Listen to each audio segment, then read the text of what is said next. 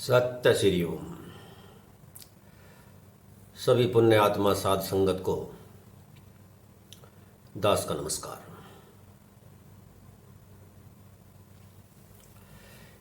हे पुण्य आत्माओं,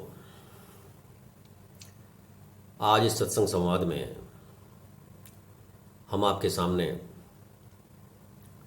गृहस्थ के बारे में चर्चा करेंगे। गृहस्थ क्या है? बहुत ही खास विषय है। आप सभी गृहस्थी हैं, पारिवारिक हैं, सामाजिक हैं। गृहस्थ क्या है, यह विषय आपके लिए बहुत ही ध्यान से सुनने का, समझने का और यह चिंतन और मनन करने का भी है कि क्या आप सही अर्थों में अपने गृहस्थ के नियमों का पालन कर रहे हैं, गृहस्थ को चला पा रहे हैं, इस गृहस्थ की नाव में बल्ली लगा रहे हैं, पतांग लगा रहे हैं, इस संसार रूपी नदी में इसको सुचारू रूप से चला पा रहे हैं।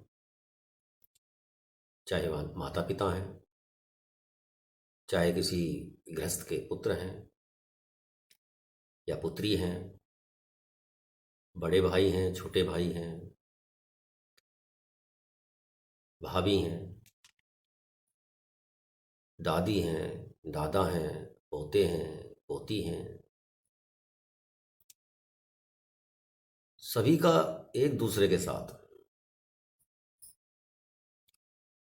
दिल के तार जुड़े हुए हैं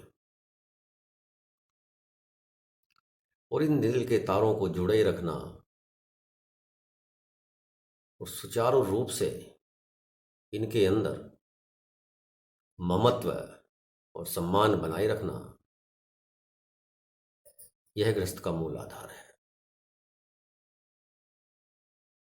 आज हमारा गृहस्थ बिखर रहा है, टूट रहा है, लोग परेशान हैं। अपनी इच्छाओं के अधीन होकर के, अपनी आकांक्षाओं के अधीन होकर के, उनकी चाह और कामना गृहस्थ को बखेर के डाल रही है। इस गृहस्थ को कैसे सुंदर बनाए, किस तरह शांति में बनाए, किस तरह आनंद में बनाए। गरीबी और अमीरी एक कर्म भोग में आता है। चाहने से कोई व्यक्ति धनी नहीं बन सकता, और किसी के पास धन है तो कुछ चाहने से, किसी के चाहने से कोई गरीब नहीं बन सकता। चाहने मात्र से, कामना मात्र से ना कोई गरीब हो सकता है। चाहने मात्र से, कमाने मात्र से, कामना मात्र से ना कोई धनी हो सकता है। ये तो क्रम भोग है। आपके प्रारब्ध में जो है वो अवश्य होगा। कर्म करते रहिए, क्योंकि कर्म के बिना भी जीवन नहीं चल सकता। क्योंकि हमें ज्ञात ही नहीं है कि कोई चीज हमारे प्रारब्ध में है या नहीं। यदि ऐसी व्यवस्था होती तो कहा जा सकता था कि हमारे प्रारब्ध में ये चीज है तो हम कर्म क्यों करें। लेकिन प्रारब्ध का पता ही नहीं है। हमारा हमें जीवन में क्या मिलने वाला है या क्या खो जाने वाला है, इसका पता ही नहीं है।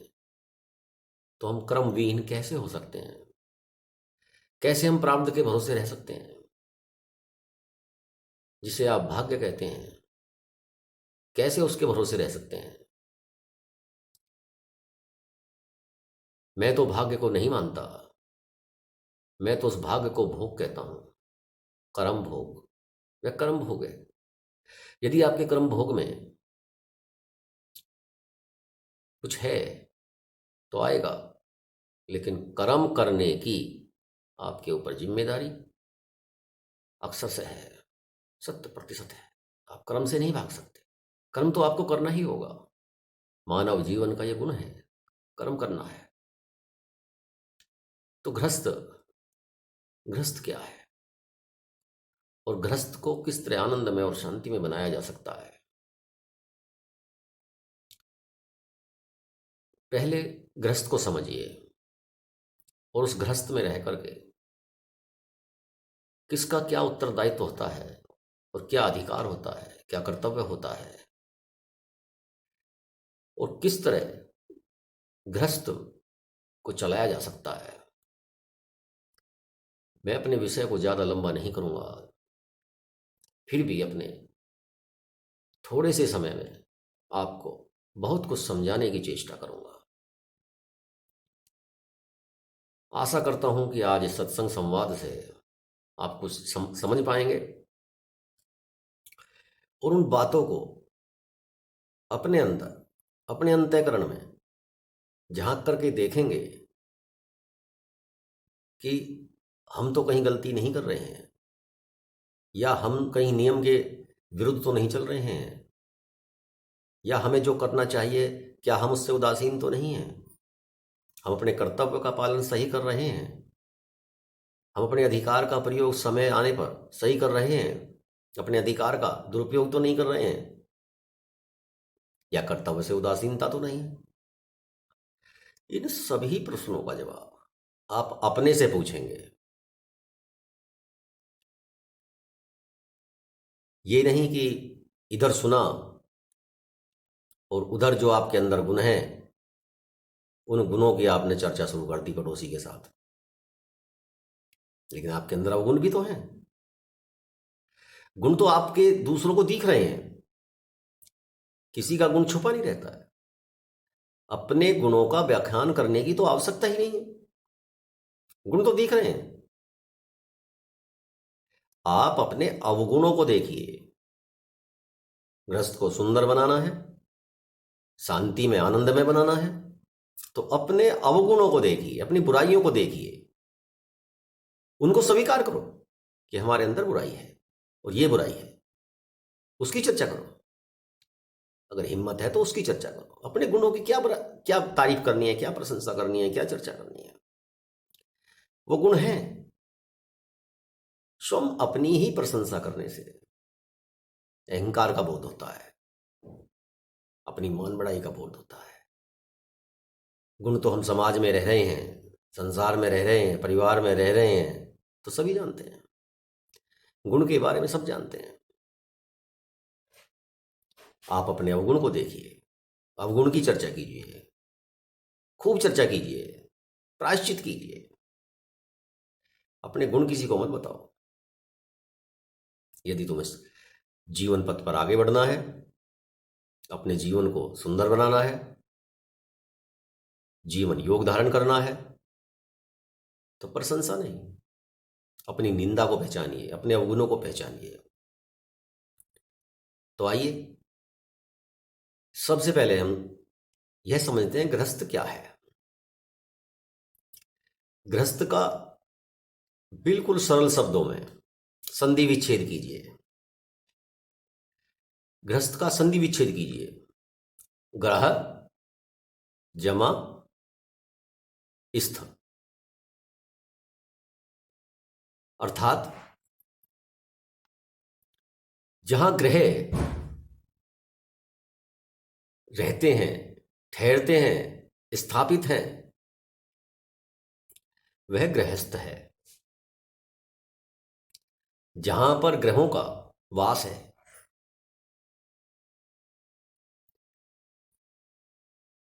राहु केतु शनि शुक्र मंगल बुध सोम चंद्र गुरु, ग्रह हैं।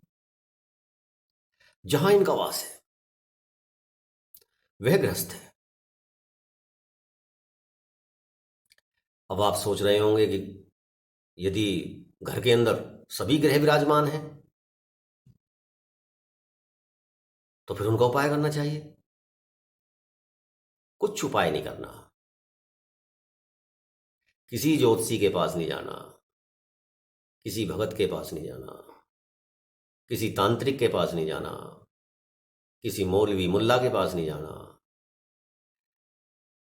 आपके घर में 9 के 9 ग्रह स्थित हैं, विराजमान हैं, और आप स्वयं ही उनका उपाय हो। आप स्वयं ही उनका उपाय कर सकते हो।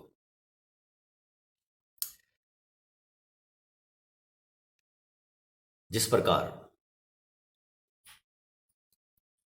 हिरन कस्तूरी की सुगंध से बन बन भटकता रहता है, दौड़ता रहता है, भागता रहता है, उसे कस्तूरी नहीं मिलती। कस्तूरी नहीं मिलती। क्यों मिलेगी? कस्तूरी तो उसके अंदर है। हिरन के पास है कस्तूरी, और हिरन जंगल जंगल भटक रहा है, दौड़ लगा रहा है, खुशबू अंदर से आ रही है, और हिरन जंगल में दौड़ लगा रहा है। उसी प्रकार ग्रह भी तुम्हारे पास में है, उपाय भी तुम्हारे पास में है, मौलवी के पास नहीं है, ज्योतिषियों के पास नहीं है, तांत्रिकों के पास नहीं है। सत्य तो यही है। आप नहीं मानते हैं तो मत मानिए, मैं किसी बात पर जोर नहीं देता। स्पष्ट शब्दों में मेरी आज्ञा है, मेरा आग्रह है, मेरा विचार है, मेरी सोच है, मेरा मत है। जो बात समझ में नहीं आए मत मानिए, लेकिन सच यही है कि ग्रह घर में ही है, और उपाय भी घर में ही है। अब उन ग्रहों को समझिए। ग्रह होते हैं परिवार के सदस्य। कोई तांत्रिक ज्योतिषी, कोई मौलवी कह दे कि तुम्हारे उस कोने में वो ग्रह बैठा है, उस कोने में वो ग्रह बैठा है, उस कोने में वो ग्रह बैठा है, कह सकता है। उनकी अपनी विद्या है, अपना ज्ञान है, अपनी सोच है। मैं तो कहूंगा दुकान है। तो जो माल आदमी अपनी दुकान पे रखा है उसको बेचेगा, तारीफ करेगा, प्रशंसा करेगा, क्योंकि उसकी कीमत, जितनी तारीफ करेगा उसकी कीमत उतनी ज्यादा मिलने की संभावना बन जाती है। तो इसी तरह ये भी दुकानदार है, ज्योतिषी है, मौलवी है, तांत्रिक है। अपने माल को बेचेंगे, बेचें। जो ग्राहक बनना चाहता है ग्राहक बने। लेकिन मैं आपको समझाता हूं, ग्रह हम स्वामी हैं, परिवार के सदस्य ही। कोई गुरु है, कोई राहु है, कोई केतु है, कोई शनि है, कोई भौम है, कोई चंद्र है, कोई बुध है। परिवार के सदस्य ही हैं। बाहर मत जाओ, हिरन की तरह बाहर दौड़ मत लगाओ। तुम ही ग्रह हो, तुम ही ग्रह हो, और उपाय भी तुम्हारे ही पास है।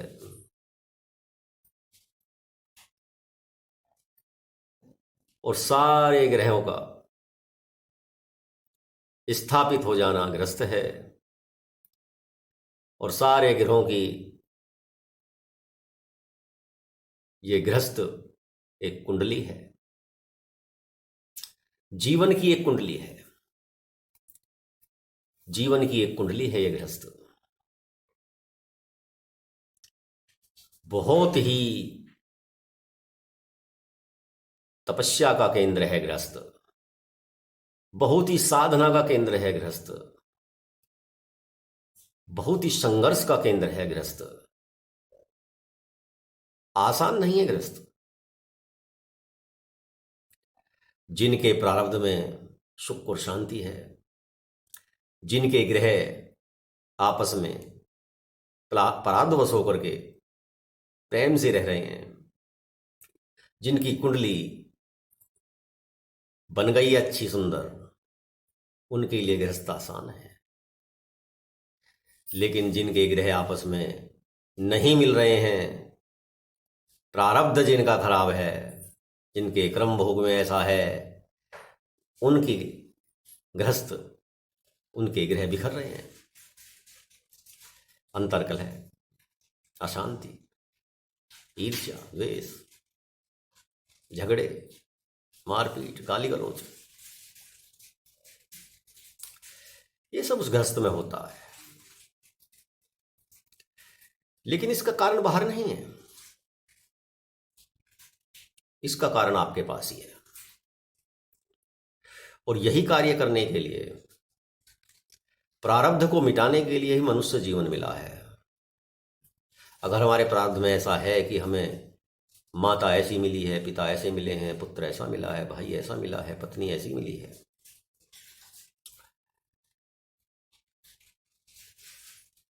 तो अपनी सूझबूझ से हम उस प्रारब्ध को मिटा सकते हैं। ये आसान है।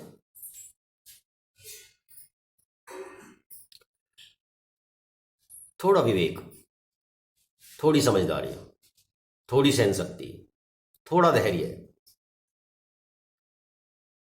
धारण करने से ही कार्य शुरू हो जाता है। शनि भी निकल के भाग जाएगा, राहु भी निकल के भाग जाएगा, केतु भी निकल के भाग जाएगा। भागने का मतलब ये है कि कहीं जाएंगे नहीं, अनुकूल हो जाएंगे। गुरु भी प्रसन्न हो जाएंगे और आपका गृहस्थ सुंदर बन जाएगा, स्वर्ग बन जाएगा। तो गृहस्थ को आपने समझा कि गृहस्थ ग्रहों का मेल है, ग्रहों की कुंडली है, आपके जीवन की कुंडली है गृहस्थ। और गुरु इस घर का स्वामी है। माता और पिता इस घर के गुरु हैं, इस कुंडली के गुरु हैं। माता पिता के अर्थात गुरु के इर्द गिर्द ही ये ग्रह घूमते हैं और वहीं से इस गृहस्थ के निर्माण की क्रिया चलती है। गृहस्थ में ध्यान देने योग्य बात है, विशेष तौर से आप देखिए, ये 5 उंगली हैं, 10 लगा लीजिए।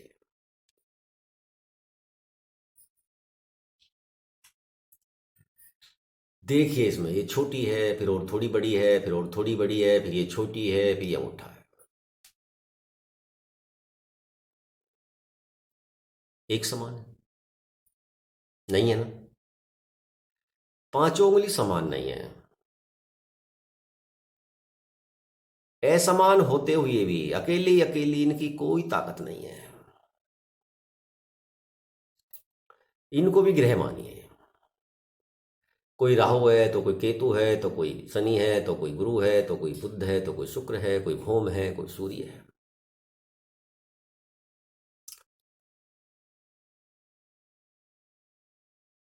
लेकिन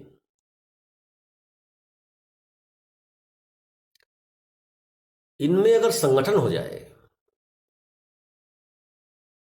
इनमें संगठन हो जाता है, अर्थात ये संगठित हो गया, ये मुक्का बन गया। अब इस मुक्के की कितनी ताकत हो गई है, स्वयं देखिए। ये सिर्फ समझाने की बात है, आप सब जानते हैं कि एक उंगली की जो ताकत नहीं है, संगठित होने के बाद ये जब मुक्का बन जाता है तो इसकी कितनी ताकत हो जाती है। इसी प्रकार हमें अपने घर में शनि की भी आवश्यकता है, राहु की भी आवश्यकता है, केतु की भी आवश्यकता है, गुरु की भी आवश्यकता है, सूर्य की भी आवश्यकता है, बुध की भी आवश्यकता है, चंद्र की भी आवश्यकता है। आवश्यकता क्या की है, होते हैं। अब जिनका गुरु अर्थात माता पिता समझदार है, उनके अन्य ग्रह ज्यादातर सिर नहीं उठा पाते हैं। सिर उठाते भी हैं तो गुरु कृपा है, माता पिता है ना, तो संभाल लेते हैं। उन ग्रहों का प्रभाव परिवार पर नहीं पड़ने देते, और थोड़ा प्रभाव पड़ भी जाता है तो उसका ज्यादा असर नहीं होता है।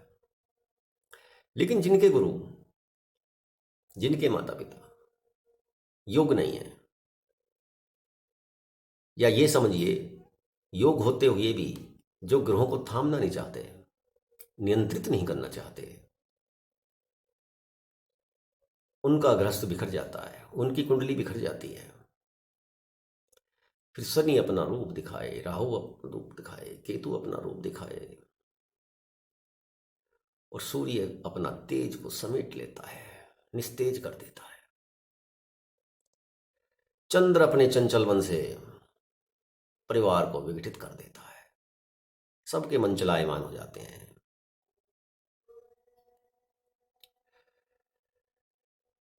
तो गुरु के इर्द गिर्द घूमता है गृहस्थ।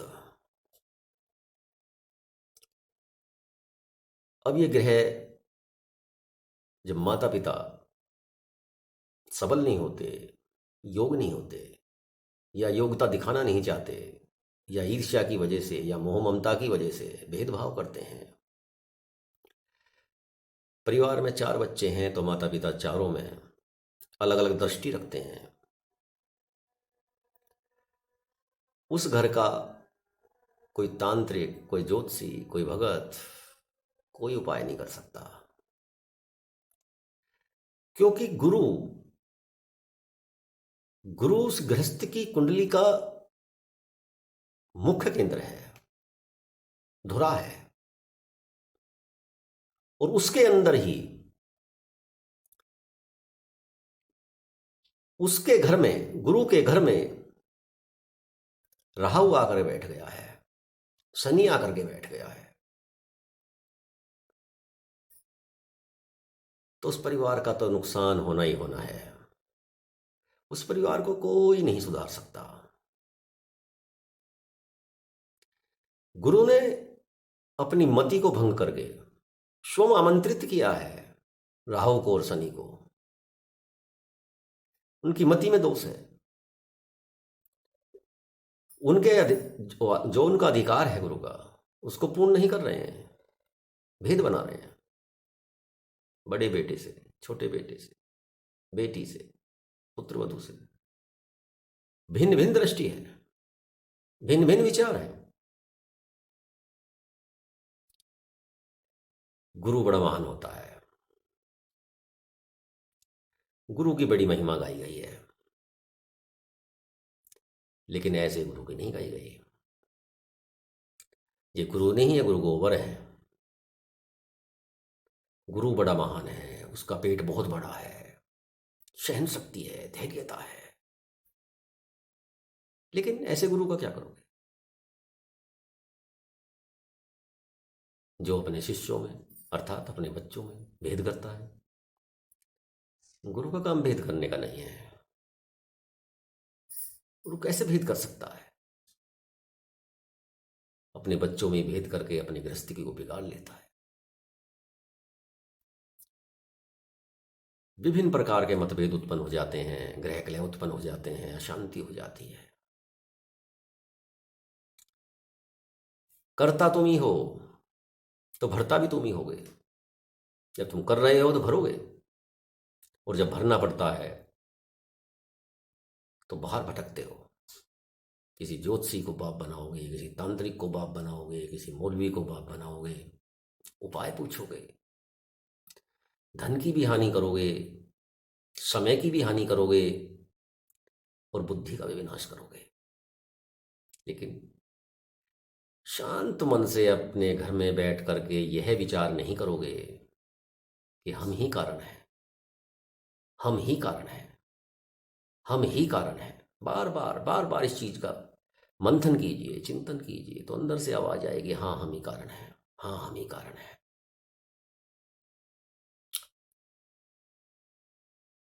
एक हर घर में, क्योंकि ग्रह हैं, सबकी अपनी अपनी प्रकृति है। एक भाई सूर्य अगर रूप धारण करता है तो फिर एक भाई बुध होता है। एक भाई शनि होता है तो एक भाई राहु भी होता है। एक भाई मंगल भी होता है। तो उन सबको एकत्रित रखने का कार्य है, उन्हें उनके म्यान में रखने का कार्य है, उनको उनकी स्थिति के अनुसार रखने का कार्य है, गुरु बाबा का है, माता पिता का है। तो गृहस्थ को संयमित करने के लिए, सुंदर बनाने के लिए, आनंदित बनाने के लिए माता पिता का अर्थात गुरु का बहुत अहम रोल है। अभी मैंने आपको बताया कि 5 उंगली बराबर नहीं होती, अर्थात जो गुण सूर्य देव का है वो राहु का नहीं है, जो गुण चंद्र का है वो केतु का नहीं है, जो गुण गुरु का है वो अन्य किसी का नहीं है। अब शनि देव गुरु बनने लगे और गुरु का तिरस्कार करें, सूर्य देव राहु बनने लगे या मंगल चंद्र का काम करने लगे, तो कर सकता है? कभी नहीं कर सकता। कैपेसिटी नहीं, गुण ही नहीं। जहां तलवार काम आनी है वहां सुई कैसे आ सकती है? जहां सुई काम आनी है वहां तलवार कैसे आ सकती है? नहीं आ सकती ना। विचार करो, आ सकती है क्या? नहीं आ सकती। मेरा मानना है नहीं आ सकती। आपके पास कोई ऐसा फार्मूला हो कि सुई का काम तलवार कर दे और तलवार का काम सुई कर दे, तो हो सकता है। मेरे पास नहीं है। मेरा तो यही मानना है कि सुई सुई का काम करेगी और तलवार तलवार का काम करेगी, लेकिन अगर दोनों एक हो जाएं तो दोनों काम करेगी। दोनों का एक संगठन हो जाए तो तलवार की भी जरूरत है, तलवार समय पे तलवार काम आएगी, और सुई की जरूरत है तो सुई समय पे सुई काम आएगी।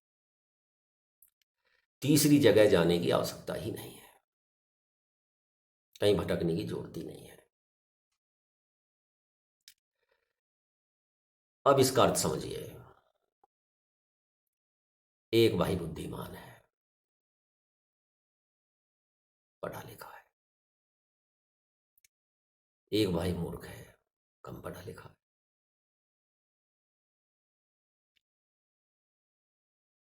अब वो कम पढ़े लिखे का कार्य है, पढ़ा लिखा नहीं कर सकता, और पढ़े लिखे का कार्य है, कम पढ़ा लिखा नहीं कर सकता। एक भाई मेहनती है तो उस मेहनत का कार्य है,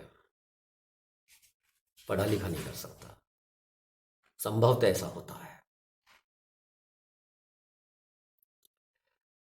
अब यदि इनका संगठन बन जाए तो सारे काम परिपूर्ण हो जाते हैं, और संगठन नहीं बनता है तो गृह प्रवेश हो जाता है। प्रवेश क्या होना है वो तो पहले से स्थापित है, सिर्फ सिर उठाना है। और जब वो ग्रह सिर उठाते हैं, अपना रूप दिखाते हैं, उस समय गुरु की आवश्यकता होती है। उस समय गुरु यदि अपने अधिकार का प्रयोग नहीं करता है तो ग्रह कलह निश्चित है। ग्रह कलह यानी कि ग्रहों का आपस में कलह होना। तुम्हारी नजर में वो भाई हैं, पुत्र हैं, पुत्री हैं, अथवा पुत्र वधू है, अथवा सास और पुत्र वधू का कलह है, लेकिन मैं कहता हूं वो ग्रह है। उन्होंने ग्रह का रूप धारण है, वो तुम्हारे रूप में ही ग्रह स्थापित हैं। लेकिन अगर गुरु ने अपने अधिकार का प्रयोग किया, साम दाम दंड भेद करके किसी भी नीति से समझाने का प्रयास किया, अपना व्यक्तित्व, अपना वजूद बना के रखा है, तो उन ग्रहों का फन उठाने से पहले ही पिट जाता है। हिम्मत ही नहीं पड़ती है। गुरु के सामने कोई नहीं आता। किसी की ताकत नहीं है कि गुरु के सामने कोई फन उठाए, गुरु के सामने कोई सिर उठाए। इसलिए सारी गृहस्थ का केंद्र बिंदु गुरु है। ज्यादातर घर में कलह जो होता है वो गुरु के कारण ही होता है। गुरु का अपने शिष्यों के ऊपर अंकुश नहीं होता, माता पिता का अपने बच्चों के ऊपर अंकुश नहीं होता, और ग्रह अपना सिर उठाने लगती हैं। और जब एक बार सिर उठाने नहीं दिया जाएगा, यानी कि एक बार सिर उठा लिया है, फिर उस सिर को नीचा करने में दिक्कत आती है, क्योंकि सिर उठाने वाले के अंदर अहंकार आ जाता है। तो गृहस्थ में ये सबसे बड़ा कठोर नियम है कि गुरु को, माता पिता को सिर उठाते ही रोक देना चाहिए। जब कोई छोटा भाई अपने बड़े भाई का अपमान ही कर देगा, फिर आप क्या करोगे? तो फिर दोबारा भी करने की चेष्टा करेगा, क्योंकि उसका तो रास्ता खुल चुका है, तीसरी बार भी करेगा। इसलिए माता पिता को बहुत ही संयम के साथ ध्यान रखना चाहिए कि परिवार की मर्यादा भंग ना हो। ये जो ग्रह स्थापित हैं, ये सिर न उठाएं।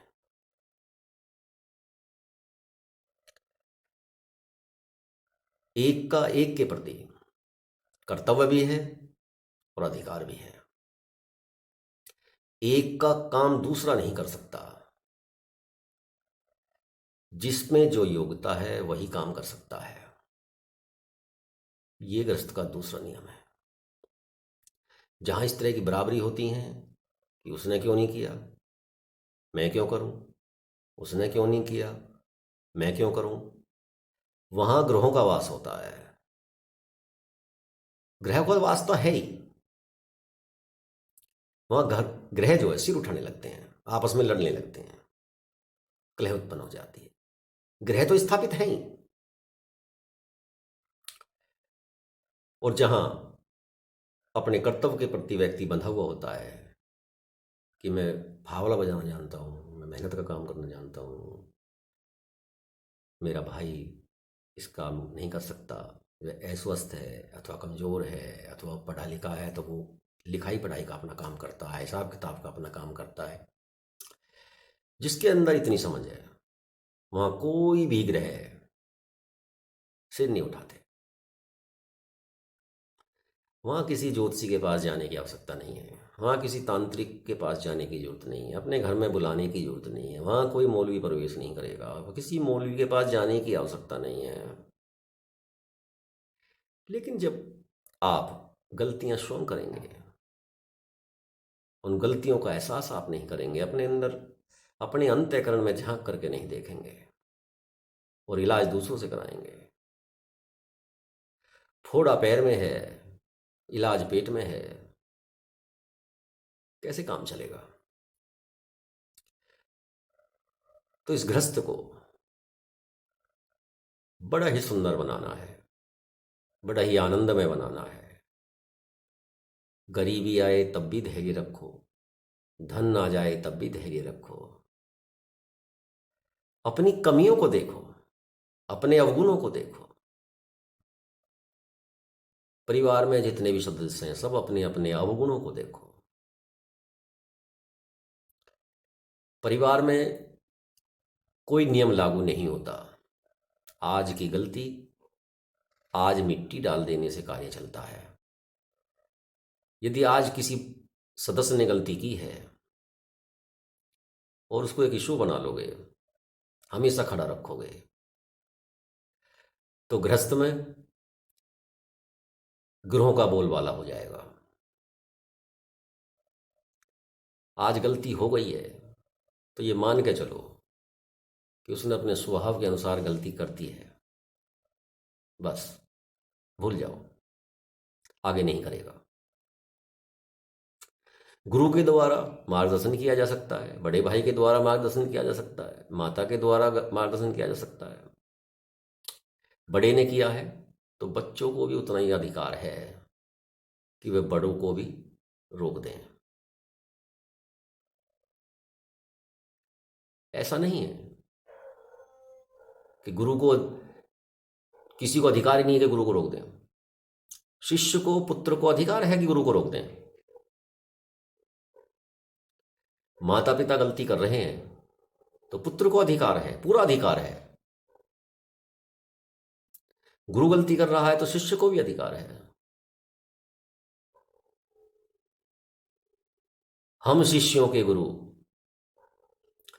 हम शिष्यों के गुरु, शिष्य हैं गुरु हमारे। समझो जरा दोहे को। हम शिष्यों के गुरु, शिष्य हैं गुरु हमारे। हम उनको दें उपदेश, कभी वे हमें सिखाए। इस मिथक को तोड़ना होगा कि पुत्र पिता को नहीं रोक सकता। इस मिथक को तोड़ना होगा कि शिष्य गुरु को नहीं रोक सकता। ये मिथक है, ये उचित नहीं है, मैं इसको नहीं मानता। पृथ्वी पर कोई पूर्ण ज्ञानी नहीं है, पूर्ण गुणी नहीं है। एक परमपिता परमात्मा, एक ब्रह्म शक्ति सिर्फ परिपूर्ण है, गुणवान है। उसे कोई नहीं समझा सकता। वह पूर्ण है, बाकी सब अपूर्ण है। सभी के अंदर रिक्तता है, खालीपन है। कोई पूर्ण भरा हुआ नहीं है। गुरु भी नहीं है, पिता भी नहीं है, देवी देवता भी नहीं है, साधु संत महात्मा भी नहीं है। यदि माता पिता में कमी नजर आ रही है तो पुत्र को अधिकार है, पूर्ण अधिकार है। मैं तो पूर्ण अधिकार देता हूं। पुत्र का कर्तव्य भी है और अधिकार भी है कि इस ग्रस्त रूपी कुंडली को बिखरने से बचाए। माता पिता अगर गलती करते हैं तो उनको रोक दे, अपमान से नहीं, सम्मान से, प्रेम से, आग्रह से, प्रार्थना से ढंग होता है। गुरु भी अगर पतित हो रहा है तो शिष्य का कर्तव्य और धर्म दोनों है और अधिकार भी है कि गुरु को रोक दे। हर कोई मतिभंग हो सकता है, हर कोई भ्रष्ट हो सकता है, चढ़ता हुआ गिर सकता है, चलता हुआ गिर लुढ़क सकता है, ठोकर लग सकती है। तो गृहस्थ को, इन ग्रहों को अपनी सूझबूझ से, अपने विवेक से, अपने संगठन से, अपनी धैर्यता से, सहन शक्ति से, सद्भाव से, समानता से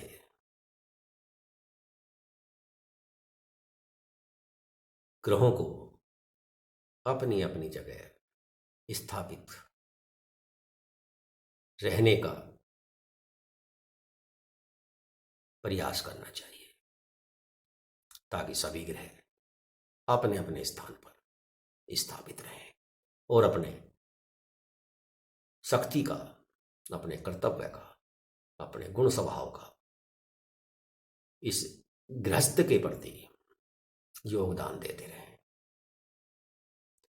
और हमारा गृहस्थ आनंद और शांति से परिपूर्ण रहे। गृहस्थ बहुत ही संघर्ष का, बड़ी साधना का आधार है। एक क्रीड़ा क्षेत्र है। इस कर्म भूमि में अपने विवेक और संयम से जीता जा सकता है। इस कर्म भूमि में युद्ध जो हो रहा है वह विवेक और संयम से ही जीता जा सकता है। शांति से रहिए, आनंद से रहिए। ये छोटा सा प्रसंग मैंने आपके सामने जो रखा है अपने अनुभव के आधार पर, इसे आप सुन रहे हैं, इसका चिंतन कीजिए, मनन कीजिए। सबसे मुख्य बात है गृहस्थ में, किसी छोटी गलती को इशू मत बनाइए, उसको मट्टी से ढांप दीजिए। काम को सामर्थ्यता के अनुसार कीजिए, जिसमें जो सामर्थ्य है वो करे। जो सुई है सुई का काम करे, जो तलवार है तलवार का काम करे। आपस में विभेद पैदा ना करें, कोई लाभ नहीं होगा। क्योंकि सुई सुई का ही काम करेगी, झगड़ा करके कलह करके भी सुई सुई का काम करेगी और तलवार तलवार का काम करेगी। एक बार का प्रसंग है, मैं बच्चों को दवाई दिलवाने के लिए गांव के एक डॉक्टर के पास गया। डॉक्टर की दुकान मंदिर पर थी। हमारे चौधरी साहब की तरफ उधर मंदिर है। तो डॉक्टर आया नहीं था, मैं बच्चों को दुकान में बैठा करके मंदिर में चला गया। वहाँ पर एक महात्मा विराजमान थे, काफ़ी पढ़े लिखे थे। अपने पढ़ाई वढ़ाई करने के बाद में साधु हो गए। वहाँ पर बैठ करके चर्चा चलने लगी तो राजनीति का विषय आ गया। राजनीति के विषय में मैंने कह दिया कि महाराज जी, मैं तो राजनीति से बहुत दूर रहता हूँ। करीब 35 साल पहली बातें हैं, या 30 साल पहली बातें होंगी, 30-35 साल पहली बातें हैं। तो वे एकदम तपाक से बोले, ऐसा कैसे हो सकता है? एक गृहस्थी होकर के कह रहे हो कि मैं राजनीति में दिलचस्पी नहीं लेता। मैं चुप हो गया। मैं उनकी तरफ देखने लगा, कैसे महाराज? उन्होंने मुझे समझाया कि बिना राजनीति सीखे, बिना राजनीति समझ के तो आप गृहस्थ का पालन कर ही नहीं सकते।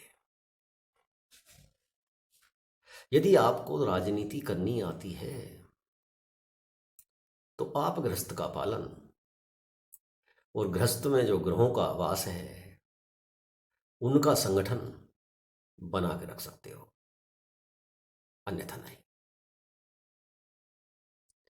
राजनीति का अभिप्राय यही नहीं है कि आप चुनाव लड़ें, समाज के लिए चुनाव लड़ें, देश के लिए चुनाव लड़ें।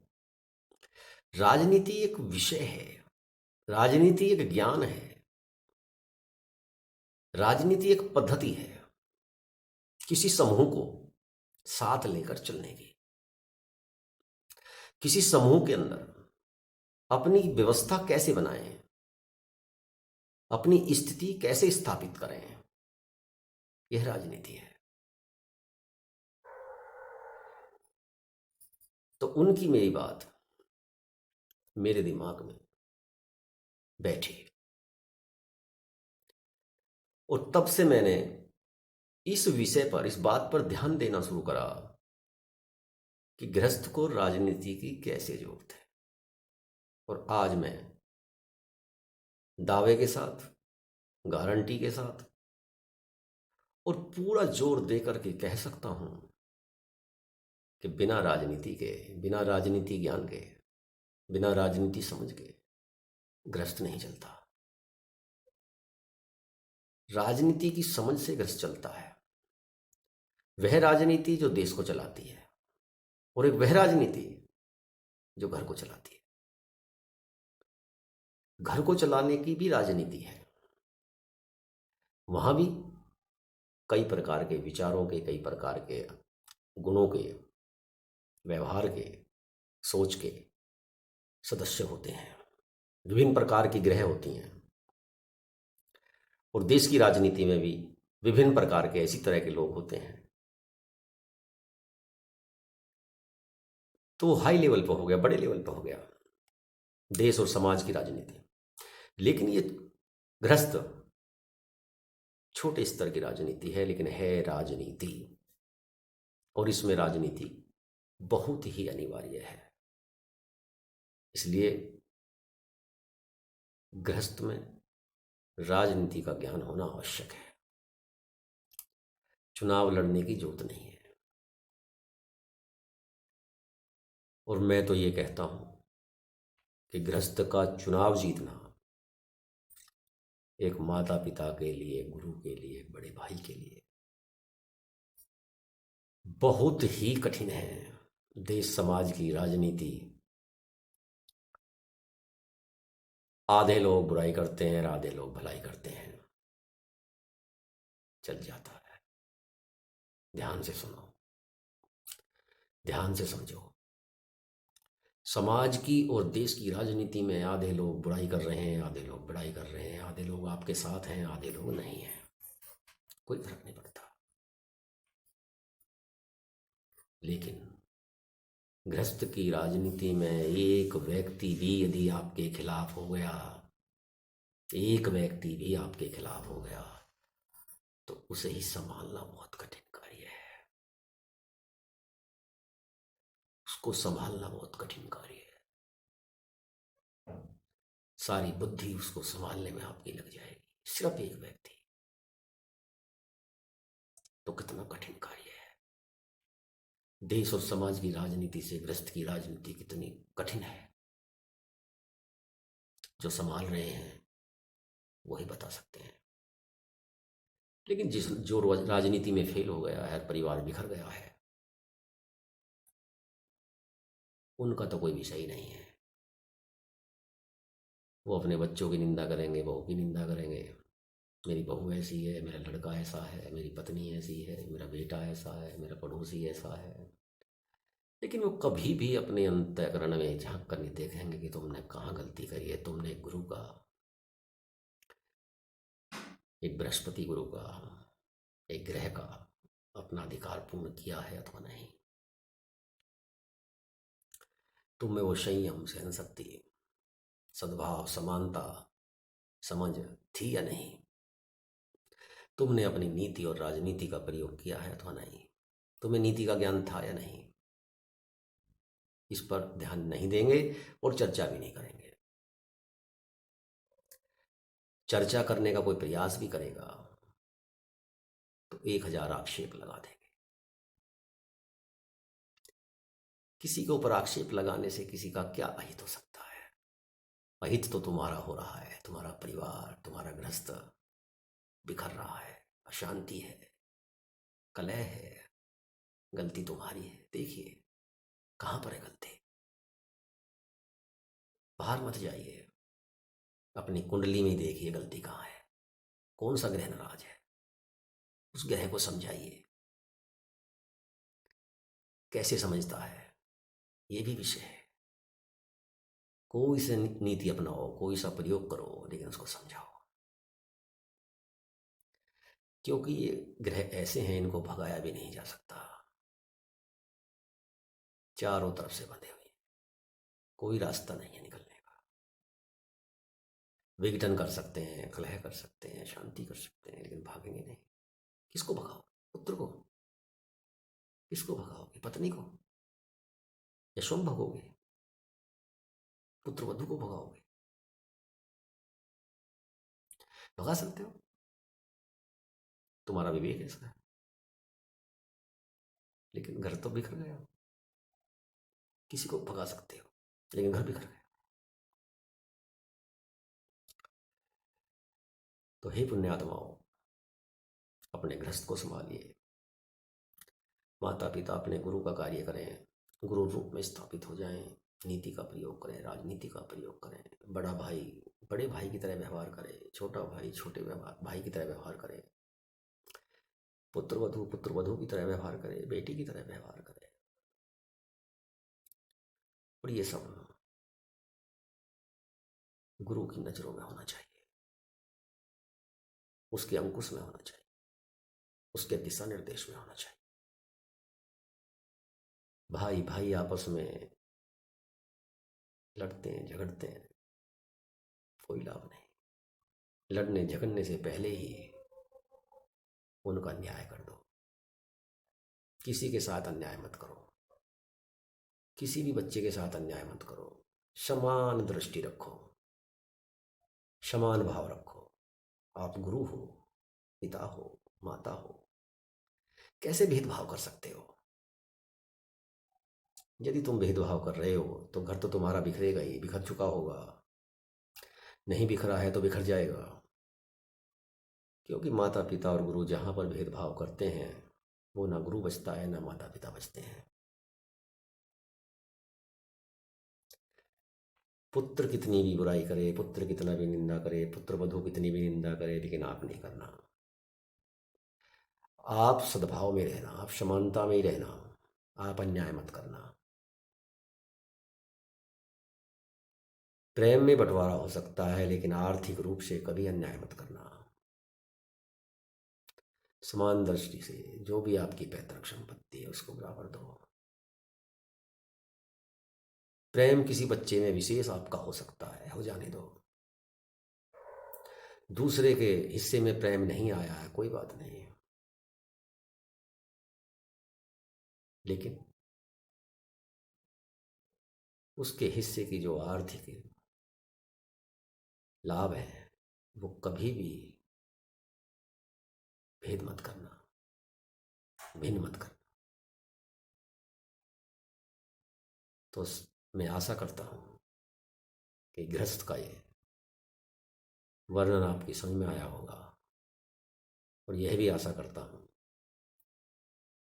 कि मेरी जो बातें पसंद आई हैं उन पर विचार करोगे, चिंतन करोगे। सत्संग संवाद को समापन करने से पहले मैं एक बार फिर कहता हूँ कि इस गृहस्थ रूपी कुंडली को चलाने के लिए, जागृत रखे रहने के लिए गुरु रूपी माता पिता का बहुत अहम रोल है। यही एक सुंदर गृहस्थ की स्थापना कर सकते हैं। लेकिन यदि माता पिता किसी तरह से अयोग्य हैं तो यह भूमिका कोई पुत्र भी निभा सकता है, बशर्ते कि उसमें गुरु बनने का गुण हो। ऐसा ना हो कि जिम्मेदारी लेकर के अन्य भाइयों के साथ अन्याय कर दे।